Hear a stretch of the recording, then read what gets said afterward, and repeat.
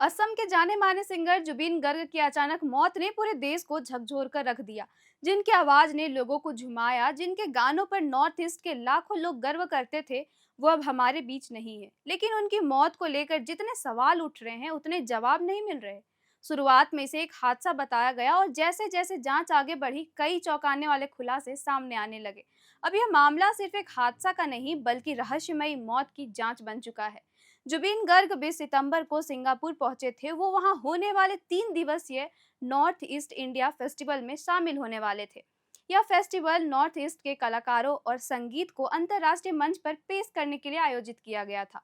पहले दिन का कार्यक्रम अच्छी तरह पूरा हुआ, जिसके बाद आयोजकों ने एक यॉट पार्टी का आयोजन किया था। इस पार्टी में जुबिन गर्ग के साथ उनके कुछ करीबी दोस्त, साथी कलाकार और उनके चचेरे भाई डीएसपी संदीपन गर्ग भी मौजूद थे। रात के समय में समुद्र की लहरें और संगीत की धुन के बीच जब मस्ती कर रहे थे, और जुबीन उस वक्त बेहद खुश थे। जुबीन अपने आने वाले प्रोजेक्ट्स को लेकर काफी उत्साहित थे। लेकिन उस रात जो हुआ, उसने सब कुछ बदल दिया। बताया जाता है कि पार्टी के दौरान जुबीन तैरने के लिए समुद्र में उतरे थे। कुछ मिनट तक सब सामान्य था, फिर अचानक वो दिखाई देना बंद हो गए।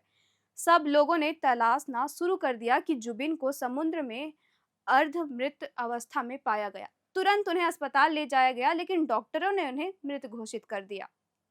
शुरुआत में पुलिस ने इसे एक हादसा बताया, यानी तैरते समय डूबने की घटना बताया। लेकिन जुबीन के परिवार और फैंस को यह बात कुछ ठीक नहीं लगी।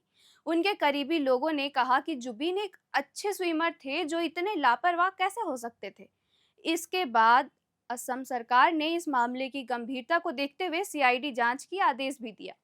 कुछ ही दिनों में इस केस को एसआईटी यानी स्पेशल इन्वेस्टिगेशन टीम को सौंप दिया गया। जांच शुरू हुई और जैसे जैसे तह खुलती गई, मामला और उलझता गया। एसआईटी ने पार्टी में मौजूद सभी लोगों से पूछताछ की। कई सीसीटीवी फुटेज, मोबाइल रिकॉर्डिंग्स और बैंक डिटेल्स खंगाले गए।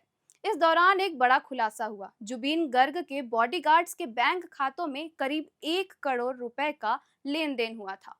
जांच एजेंसियों का शक हुआ कि यह पैसा किसी सौदे या दबाव से जुड़ा हो सकता है।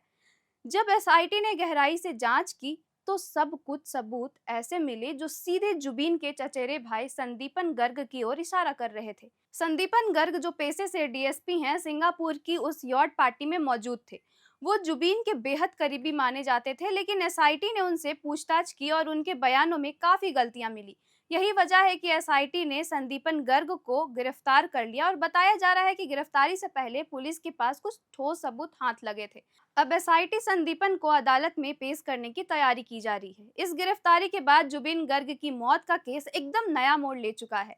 अब सवाल सिर्फ इतना नहीं रह गया कि जुबिन कैसे मरे, बल्कि यह भी है कि उनकी मौत के पीछे किसी करीबी का हाथ है।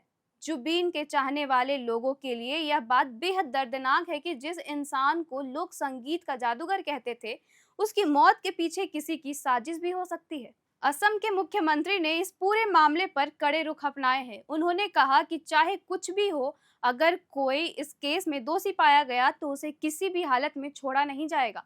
राज्य सरकार ने एसआईटी को पूरी स्वतंत्रता दी है कि वह हर पहलू की जांच करे, चाहे वह आर्थिक हो या व्यक्तिगत हो। इस बीच जुबिन गर्ग के फैंस लगातार सोशल मीडिया पर न्याय की मांग कर रहे हैं। लोग उनकी पुरानी तस्वीरें और गाने साझा कर रहे हैं और लिख रहे हैं कि वो सिर्फ एक सिंगर नहीं थे, बल्कि नॉर्थ ईस्ट की पहचान थे। पोस्टमार्टम रिपोर्ट ने भी कई सवाल खड़े किए हैं। रिपोर्ट के मुताबिक जुबीन के शरीर पर कुछ ऐसे निशान थे जो सामान्य डूबने की घटना से मेल नहीं खाते। हालांकि पुलिस का कहना है कि वो हर एंगल से जांच कर रही है, चाहे वो हादसा हो, लापरवाही हो या हत्या। एसआईटी ने अब तक कुल 5 लोगों को गिरफ्तार कर लिया है। इनमें से कुछ पार्टी आयोजक हैं, जबकि कुछ लोग जुबीन के करीबियों में से हैं।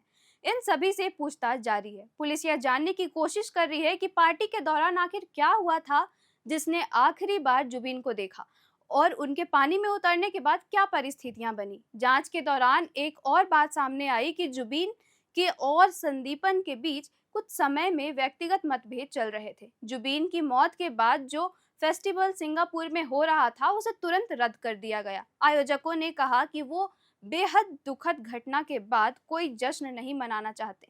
भारत और नॉर्थ ईस्ट के कई हिस्सों में लोग उनके सम्मान में 2 मिनट मौन भी रहे थे।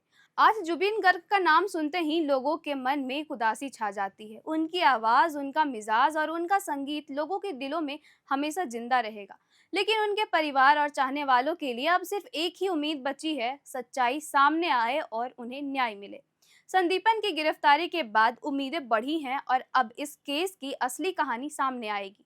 पुलिस का कहना है कि आने वाले दिनों में कई और खुलासे हो सकते हैं। जुबिन गर्ग भले ही अब इस दुनिया में नहीं है, लेकिन उनके गाने, उनकी यादें और उनका संगीत हमेशा जीवित रहेगा। फिलहाल इतना ही। उम्मीद है आपको यह वीडियो पसंद आया होगा। ऐसे ही एंटरटेनमेंट से जुड़ी खबरों के लिए देखते रहे एयर नाउ।